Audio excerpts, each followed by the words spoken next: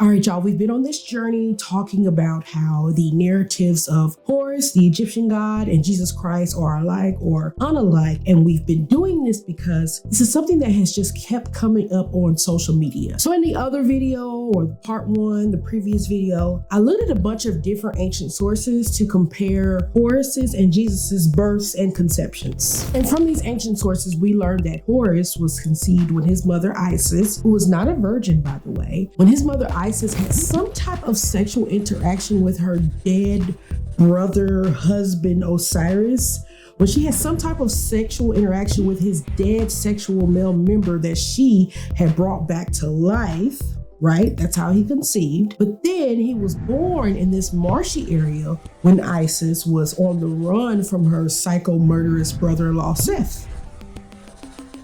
And then we learned that Jesus was conceived when his mama Mary, who was a whole virgin, mind you, was visited by the Holy Spirit. And his conception, by the way, was a matter of no physical human contact, nor any type of sexual contact whatsoever. Then Jesus was born when Mary and Joseph, who is Mary's husband, but not Jesus' daddy, when they traveled to Bethlehem for some type of census, and probably from the overcrowding of people traveling in for the census or whatever, Jesus ends up being born in the stable area, and then he's eventually visited by some local shepherds.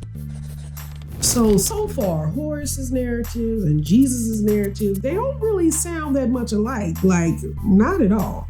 So if you want a more detailed discussion about the ancient sources that I use to talk about Horus's and Jesus's births and conceptions, go ahead and check out part one of this video. Just go ahead and check it out anyway, you'll like it, trust me. Now, in this video, I want to talk about the ancient sources related to Horus's and Jesus's deaths and resurrections. But before we get into any of it, y'all, I gotta remind you that I'm Erica, and this is just so you know. And here I'm all about talking about biblical archaeology. So if you haven't already, go ahead and hit that subscribe button. Make sure you're following me across all of my other social platforms. And you know what? You can even hit that notification button just to make sure that you're getting in on all of this good biblical archaeological content I'm trying to give you. All right, y'all. So we've got Horus and Jesus's deaths and resurrections to talk about. Let's go ahead and get into it.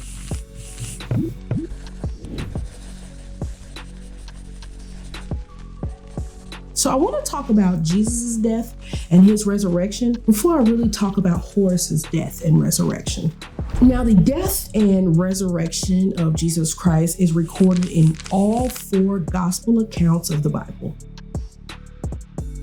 In the Gospel of Matthew, it's recorded in chapters 26, verses 14 through chapter 28 to verse 15. In the Gospel of Mark, it's recorded in chapters 43 to chapter 16, verse 12. In the Gospel of Luke, it's chapters 22, verses 47 through chapter 24, verse 50.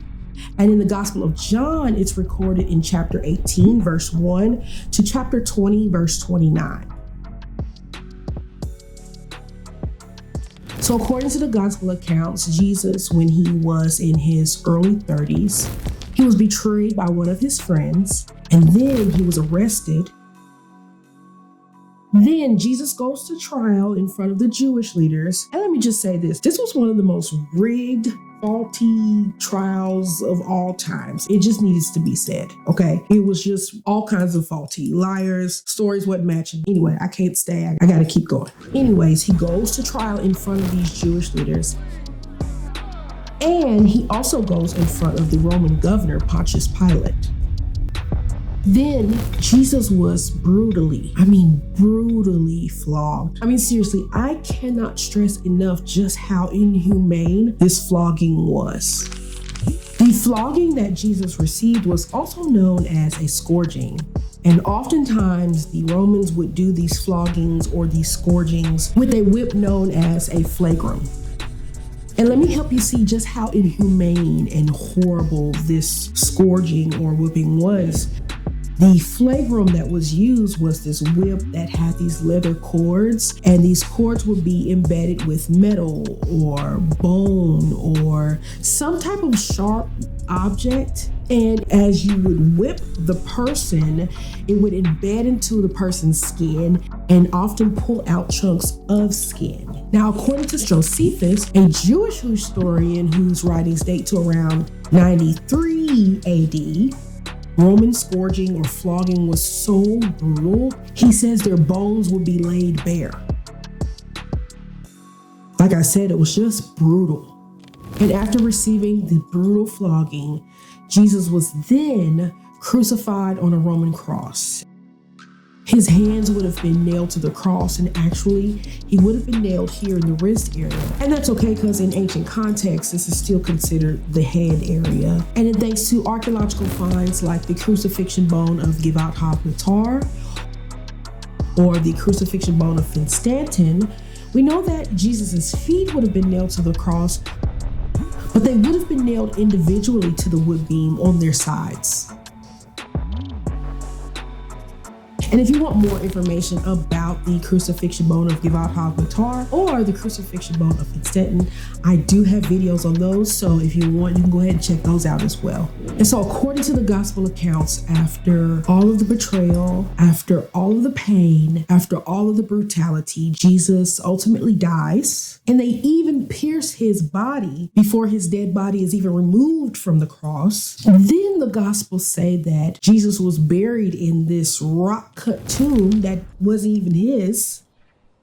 As a matter of fact, the Gospels say that this rock-cut tomb that he was buried in belonged to a wealthy Jewish man named Joseph Arimathea. Now, according to Matthew chapters 28, verses 1 through 7, and Mark chapter 16, verse 1, and Luke chapter 24, verses 1 through 12, and the Gospel of John chapter 20, verses 1 through 9, on the third day, which is the first day of the week, which is Sunday, Sunday, Jesus gets up out the grave, y'all. And if you don't know what that means, it means he came back to life. Hey! The angel said, why are you looking for the living amongst the dead? Hey!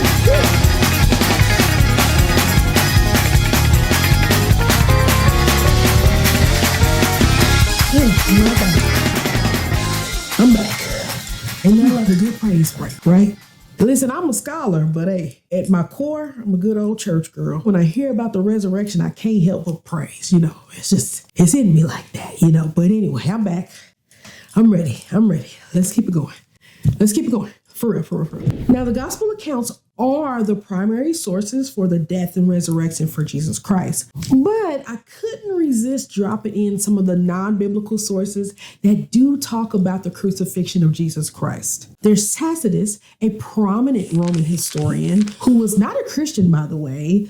He writes that Christus, aka Jesus Christ, Christus, from which we get the name Christians, suffered the extreme penalty during the reign of Tiberius at the hands of one of our procurators, Pontius Pilate. And then there's the Jewish historian Josephus in his writings called the Antiquities, Book 18, Chapter 3, Josephus briefly references Jesus, saying, now there was about this time Jesus, a wise man, Pilate, at the suggestion of the principal men among us, had condemned him to the cross. And I do want to put this out there. There are some scholars who like to debate some of the details of Josephus' wordings here. However, most scholars do agree, though, that this recording from Josephus points to the fact that the crucifixion of Jesus Christ was a historical event. And there's that. So, based upon the biblical text and these non-biblical sources, we know that Jesus was a man in his early 30s. He was betrayed by a friend, arrested, had a false trial in front of the Jewish leaders, goes to trial in front of the Roman governor, Pontius Pilate. He is flogged. He is crucified on this cross. He dies. He's buried, put in a rock-cut tomb, and then he comes back to life after 3 days. So that's the death and resurrection of Jesus Christ. Now, keep all of that in mind as we look at the death and resurrection of the ancient Egyptian god Horus. Now, like I said in the video before, the accounts of Horus's narratives, they're not recorded in one single place like what we have with Jesus Christ. The accounts and narrative of Horus, they are recorded in various parts, on various artifacts, across various places, across various historical ancient Egyptian periods, right? And like I told you before, we have to put those different pieces together to get a collective understanding of Horus's narrative. And so when it comes to Horus's death and his resurrection, and you'll see why I'm doing these large air quotes here in just a second. But anyway, for Horus and his death and his resurrection, the primary source for that is the ancient Egyptian magical text 90. And just in case you're wondering, yes, this is the same magical text that we talked about in the last video. And just remember that this spell has actually been found or uncovered on a number of archaeological artifacts, y'all. Let me run them back for you. It's on the Mertinex Stela, the Soclé Bahage, 3 Horusippi in Cairo, Leiden, and Baltimore, 2 statues in Paris and Beirut, and on Papyrus Hay 9961. So when I talked about ancient Egyptian magical text 90 last time, I only talked about the parts that dealt with Horus's birth. Well, this time I want to talk about the parts that deal with his death and his resurrection. Now, according to ancient Egyptian magical text 90, Horus, who is described as a child, is bitten by a scorpion, but then he is magically restored, magically revived by his mother, the ancient Egyptian goddess Isis. Y'all got that, right? Horus, the child, is bitten by a scorpion and he has to be magically restored by his mother, Isis.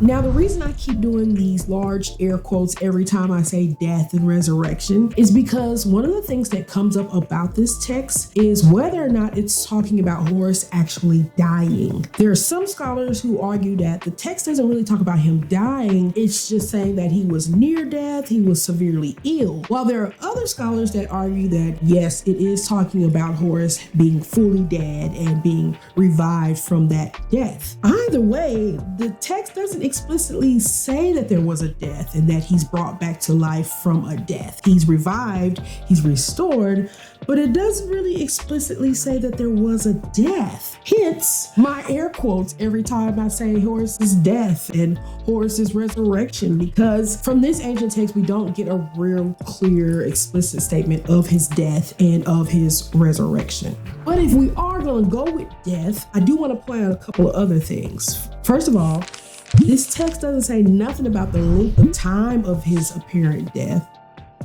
No 3 days, no nothing. And another thing is that there's no type of burial or burial scenario that's talked about. And let's not forget that in this spell, Horus is a child, a whole child, not a grown man, but a child. And y'all, let me tell you something. Other than this spell, there's no other reference or mention or narrative that talks about any type of Horus death. This is it. According to one of my classmates whose research emphasis is Egyptology, that's the point. Horus is an Egyptian god who is known for not dying.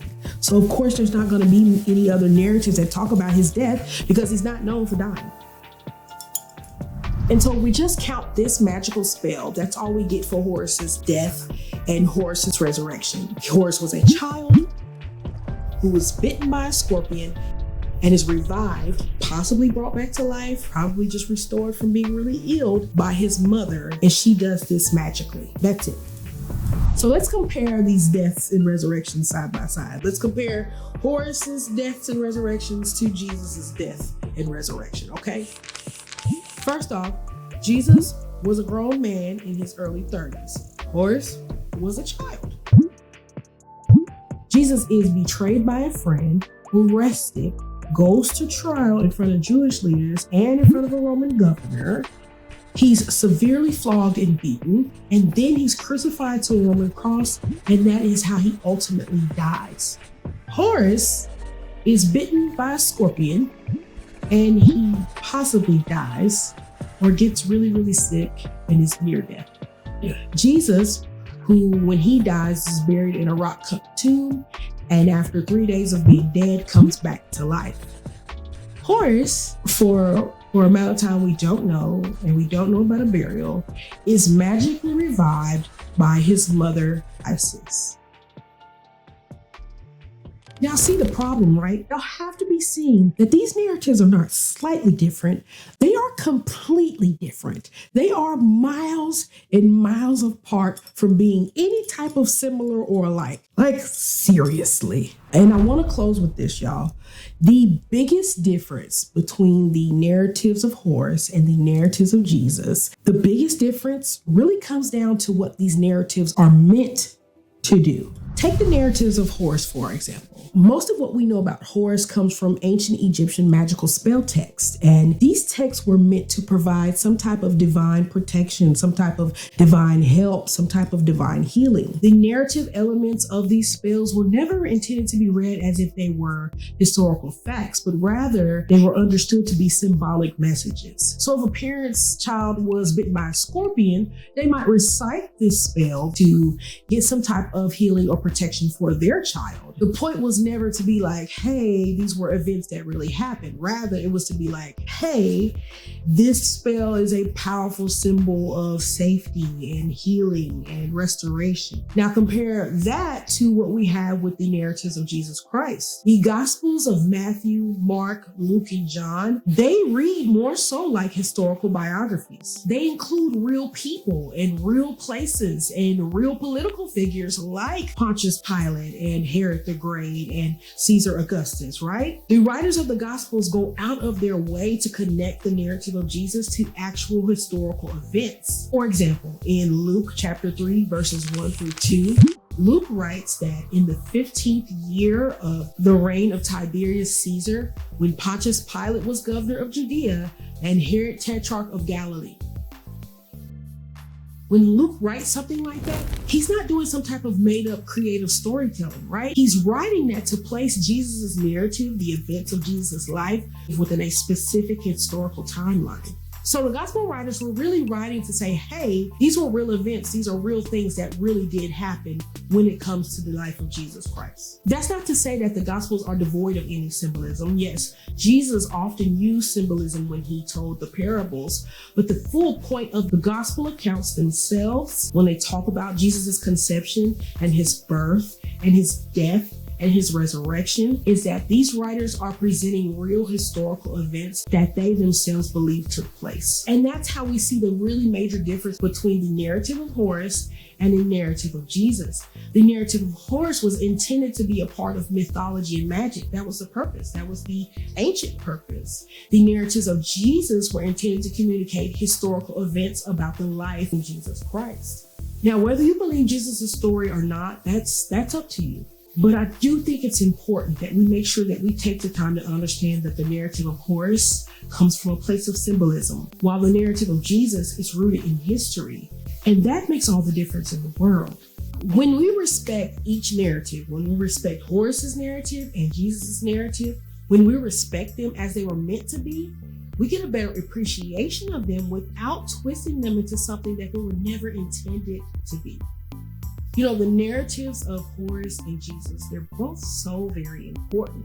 Each one is so very valuable within their own cultural and historical context, both in ancient times and in modern times. But the claim that the narrative of Jesus is just a retelling of the ancient Egyptian god Horus, well, it's just lazy, first of all. Just lazy. Like, do better. If you're gonna do it, do better, right? But more importantly, saying something like this just really takes away from the ancient and modern significance of both of these figures.